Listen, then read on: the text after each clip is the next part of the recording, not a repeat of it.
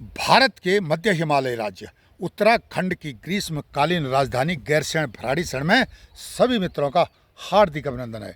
मित्रों, जिस प्रकार देश, दुनिया, प्रांत, क्षेत्र आदि के सामाजिक, राजनीतिक, आर्थिक, सांस्कृतिक विषयों पर इस चैनल के माध्यम से आपको विस्तार से बताने का प्रयास किया जाता रहा है, उसी प्रकार उत्तराखंड, जो कि 2 अंतर्राष्ट्रीय सीमाओं से घिरा हुआ है, मध्य हिमालयी राज्य है, वहाँ पर क्यों तेज़ी से डेमोग्राफी के विषय पर बातें हो रही हैं। लेकिन जो कछुआ चाल है, इसके लिए वह इसको रोकने के लिए यह क्यों इस प्रकार चल रही है, इसके पीछे भी क्या क्या कारण हैं। क्या सरकार जिम्मेदार है या जनता जिम्मेदार है या यहाँ की जो व्यवस्था है वो इसके लिए जवाबदार है। विषय वस्तु पर अधिक जानकारी देने से पूर्व मैं आपसे अनुरोध करूंगा कि आप हमारे चैनल ई गैरसैंण को लाइक करें, सब्सक्राइब करें, कमेंट्स करें और शेयर करें।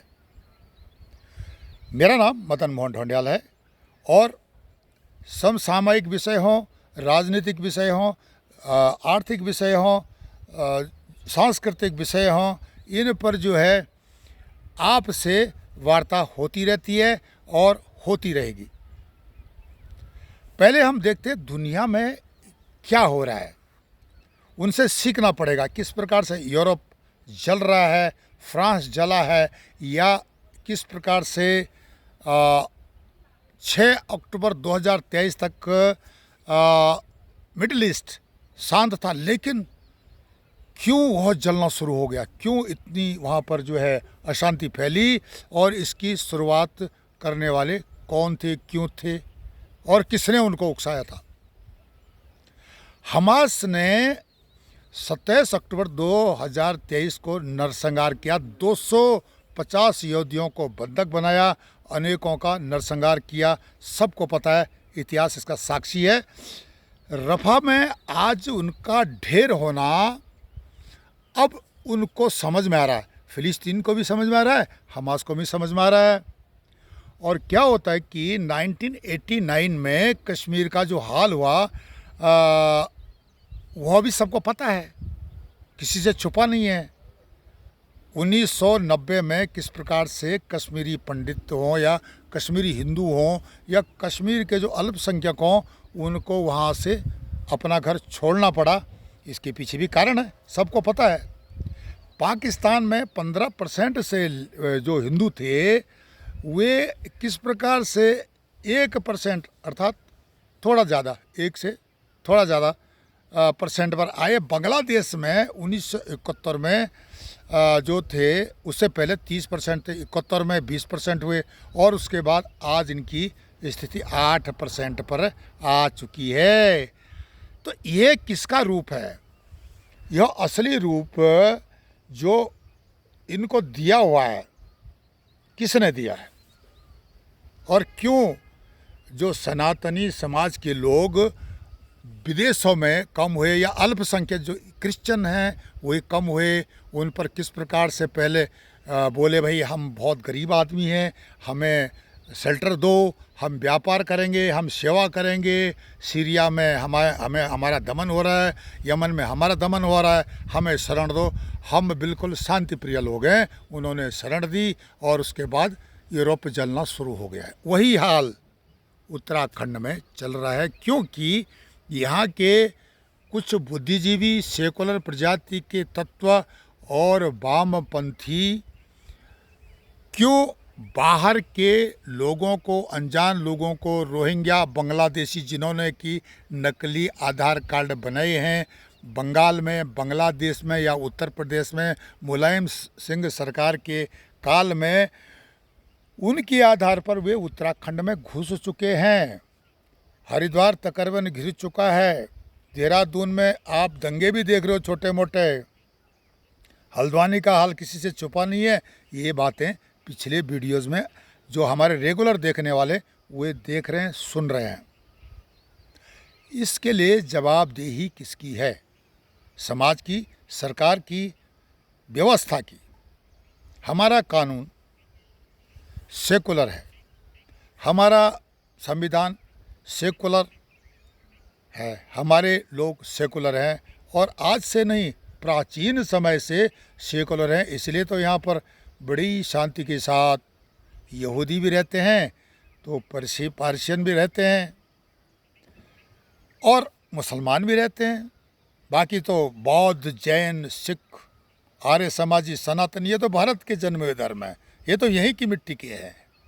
पर लेकिन जो बाहर से आए वो इस शांति से रह रहे हैं और यह प्रमाण है कि यहाँ पर वास्तविक सेकुलरिज्म रहा है, वास्तविक धर्मनिरपेक्षता भारत में रही है। लेकिन इसकी छवि को बिगाड़ने के लिए कुछ जिहादी सोच की जो शिक्षाएं हैं काम कर रही हैं। अब उसमें मैं पार्टिकुलर किसी कौम को नहीं कहता, दुनिया भर के लोग कह रहे हैं। उसके बावजूद भी अगर उत्तराखंड के सेकुलर प्रजाति के लोग हों या वामपंथी हों या दूसरे जो राजनीतिक दल हों जो कि मुसलमानों से वोट लेते हैं, उनको बहला फुसला करके बेवकूफ़ बनाते हैं, उनका विकास नहीं होने देते हैं, वे क्यों इस विषय पर चुप रहते हैं? यह बड़ा ही गंभीर विषय है। और आज स्थिति यह है कि उत्तराखंड के हर टाउन में, हर बड़े छोटे शहर में यहाँ पर मकान किराए पर देने की होड़ सी लगी हुई है। उत्तराखंड सरकार को विषय संज्ञान में लेना चाहिए। क्यों एक बाहर का आया हुआ जिहादी सोच का आदमी उत्तराखंड के छोटे नगरों में, बड़े नगरों में अधिक किराया देकर रह रहा है और किस प्रकार से अपराध की जड़ें बिठा रहा है ताकि वहाँ से यहाँ से तेज़ी से पलायन बढ़े और यहाँ की डेमोग्राफी बदली हो। और इसका साथ कौन दे रहे हैं? वामपंथी देश चीन। चीन के बारे में सबको पता है कि चीन ने इस्लाम का ढांचा बिल्कुल बुरी से तरह से तहस नहस कर दिया। ये बात तो आज पाकिस्तान भी मान रहे हैं। पाकिस्तान की मीडिया में भी आपको सुनने को मिला है चीन के सिंजियांग प्रांत में वीगर मुस्लिमों का क्या हाल किया है, कैसे उनकी आदत को सुधारा है, किस प्रकार से उनकी जो मस्जिदों के ढांचे हों या नाम के ढांचे हों या सोच के ढांचे हों, उन्होंने बदली कर दिया है। मतलब जहाँ वामपंथ है वहाँ इस्लाम नहीं है और जहाँ इस्लाम है वहाँ वामपंथ नहीं है। पर लेकिन भारत में ये दोनों हैं और ये दोनों जो है भारत की जड़ें उखाड़ने में लगे हैं। यहाँ तक कि जो भी राष्ट्रवाद की सोच रखता है उसके पीछे बुरी तरह से पड़ जाते हैं। अब रफ़ा में क्या हुआ, यह तो बहुत बड़ा ट्रेंड कर रहा है। जो बॉलीवुड के सेलिब्रिटीज़ हैं, जो जिनका नाम और निशान नहीं है, जो बर्बाद हो चुके हैं, कुछ दिन फिल्मों में काम किया उन्होंने, उसके बाद कुछ पैसा ले कर के वे यह कार्रवाई कर रहे हैं। भारत के जो रफ़ा के बारे में बहुत ज़्यादा उनको दर्द हो रहा है क्योंकि वो सेकुलर प्रजाति के तत्व हैं। उन्होंने कभी भी 1989 में कश्मीर के हाल के बारे में नहीं बोला। 90 में कश्मीरी मुसलमानों का जिस प्रकार से जो है आदेश होता है कि यहाँ से अपने बीवी बच्चे छोड़ जाओ, प्रॉपर्टी छोड़ जाओ, कश्मीरी यहाँ से भागो अगर तुम्हें जिंदा रहना है तो, रातों रात कैसे खाली हो गया, इस पर उन्होंने कभी नहीं बोला। आज भी वे मौन है और उनको चुनाव भी चाहिए, उनको सत्ता भी चाहिए, तो यह कैसे बहुसंख्यक सहन कर लेगा। 1990 के बाद कांग्रेस का धीरे धीरे पतन इसी कारण हुआ और 1990 के बाद क्या स्थिति पैदा हुई पूरे देश में, इसके इफेक्ट छोटे राज्यों, बड़े राज्यों सब पर पड़े हैं। यहाँ उत्तराखंड में भी इसका इफेक्ट पड़ा है। क्या होता है कि सेकुलर सरकारें आती हैं, उत्तराखंड में मुलायम सिंह आता है, रामपुर तिराहा कांड होता है, उत्तराखंड की आवाज़ को दबाया जाता है, जलाया जाता है। स्थानीय जो लोग थे, आंदोलन में थे, उनको किस प्रकार से कांग्रेस में मिलाया जाता है या उनको किस प्रकार सेकुलर बनाया जाता है, उनके अस्तित्व को तहस नहस किया जाता है। और यहाँ का जो है ना, उत्तराखंड का जो स्थानीय दल है, जब तक वो सेकुलर रहेगा वो सत्ता में आ ही नहीं सकता है। लिख के ले लो। उत्तराखंड में जिस प्रकार से डेमोग्राफी बदली करने के लिए ताने बाने बुने गए, अकेले राजनीतिक दलों ने नहीं बुने, ये ताने बाने देवबंद हो, पाकिस्तान स्थित आईएसआई का स्लीपर सेलों का जो एक हेडक्वार्टर हो, हनी ट्रैप जो जिसको मधु का जाल है वो हो, आप समझते हैं हनी ट्रैप, तो उसके द्वारा किस प्रकार से जाल बिछाए गए उत्तराखंड का इस्लामीकरण करने के लिए तेजी से हाथ बढ़ाया गया, युद्ध स्तर पर हवाला से पैसा आया। इसके हमारे पास कई प्रमाण हैं। आज भी उत्तराखंड में फेरी जिहाद, लव जिहाद, भूमि जिहाद, कबाड़ जिहाद, ये सब चल रहा है। और इसको जो है जिन्होंने किराए पर अपने मकान दे रखे हैं वे उनकी जो वकालत करते हैं। भाई ये तो भारत के नागरिक हैं, इनके पास आधार कार्ड है, कागज़ हैं, इन्होंने सर्टिफाइड करके पुलिस थाने से लाए हैं। बिल्कुल सही भाई, हम मान रहे हैं आपकी बात, आपकी बात से 100% सहमत हैं। लेकिन आप इसके पीछे राज देखो, यह आधार कार्ड किस प्रकार बना। जो बंदा आपने किराए पर रखा है उसकी जगह आपने स्थानीय किराएदार को क्यों नहीं रखा, या दूसरे राज्यों से आए हुए जो सनातनी है उसको किराए पर क्यों नहीं रखा, उसको क्यों किराए पर आप नहीं देते हो? क्योंकि हवाला का पैसा जिस प्रकार आता है और उसके बाद ठीक ठाक पैसा वो देता है, जबकि उसका मीट वाला हो या सैलून वाला हो, उसकी कोई इनकम ना हो, फिर भी वो वहाँ बैठा हुआ है क्योंकि वो गजवाए हिंद का सिपाही है, उसको वेतन मिलता भाई पाकिस्तान से, उसका उनका मैनेजमेंट है। और हमारा संविधान सेकुलर है, वो सबको एक दृष्टि से देखता है। तो संविधान को ताक में रख करके जिस प्रकार से यहाँ डेमोग्राफी को चेंज करने की प्रक्रिया चल रही है, उसके लिए यहाँ पर एक सख्त कठोर राजनीतिक दल की सत्ता चाहिए, बशर्ते कि उत्तराखंड के जो मुख्यमंत्री हैं माननीय पुष्कर सिंह धामी साहब, वो अपने स्तर पर प्रयास कर रहे हैं, पर लेकिन उनका साथ देने के लिए बहुत सारे बुद्धिजीवियों, राजनीतिक दलों या उनका साथ होना चाहिए, या उनको बताने के लिए, और उनका भी कर्तव्य बनता है कि इन बातों को समझें और इस पर प्रॉम्प्ट एक्शन, तुरंत एक्शन लें।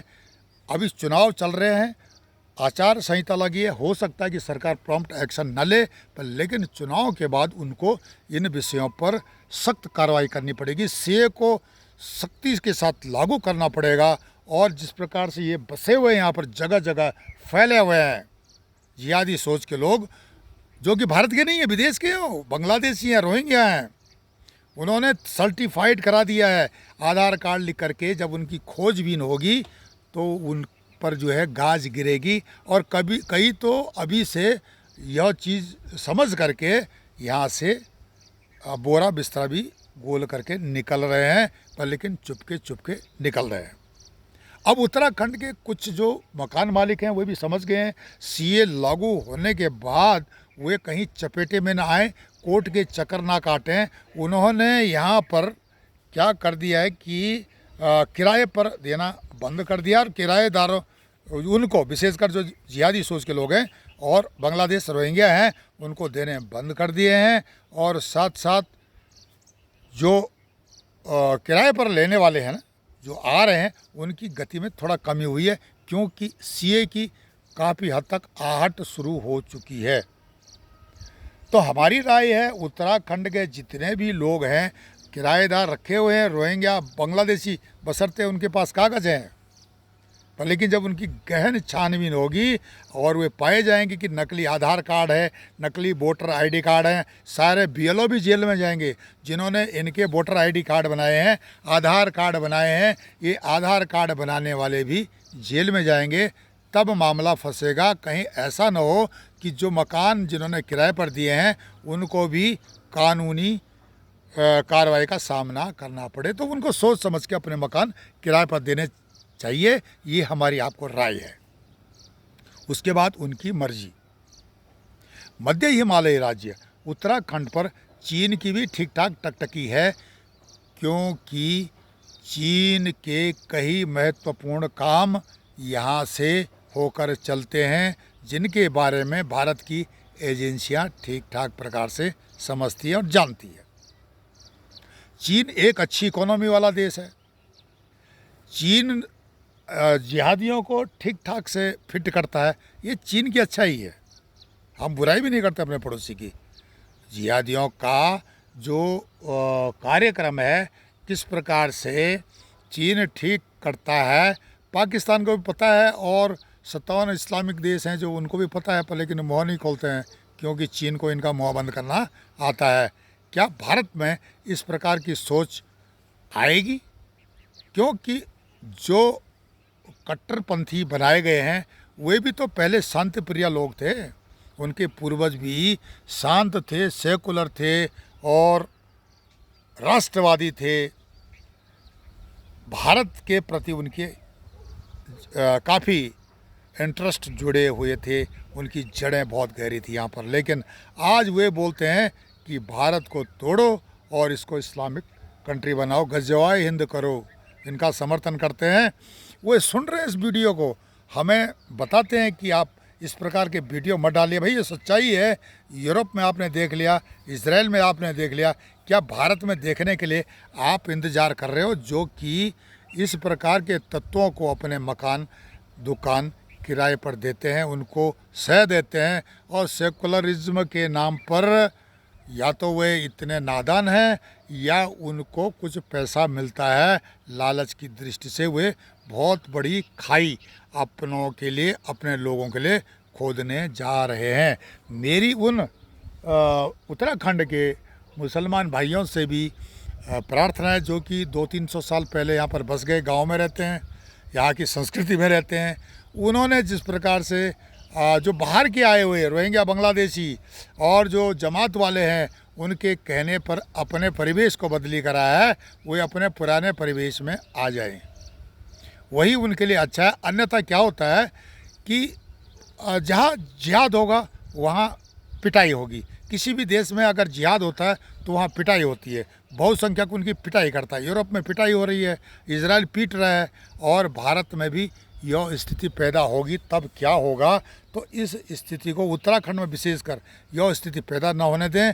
वे भी उन बाहर के आए हुए तत्वों को सह न दें जो कि यहाँ पर जिहादी सोच, गजवा हिंद की सोच और व्यापार के बहाने जैसे यूरोप में गए, मर गए, लुट गए और विक्टिम कार्ड खेलते हुए गए, इस प्रकार यहाँ घुसने के बाद यहाँ भी स्थिति पैदा कर देंगे। और उसके बाद तुम जो स्थायी लोग हैं, यहाँ के स्थायी मुसलमान हैं पुराने गांव के, उनको भी इसका सामना करना पड़ेगा।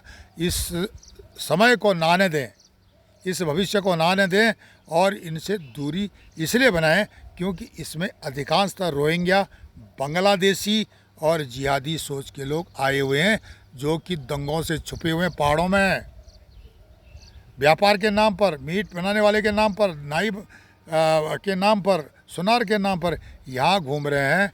इनको सह न दें। इनसे आप अगर रिश्ता करते हैं तो भाई साहब सोच समझ के करिएगा, कहीं ऐसा ना हो सीए लागू होने के बाद आप पर भी बड़ी गाज गिरे।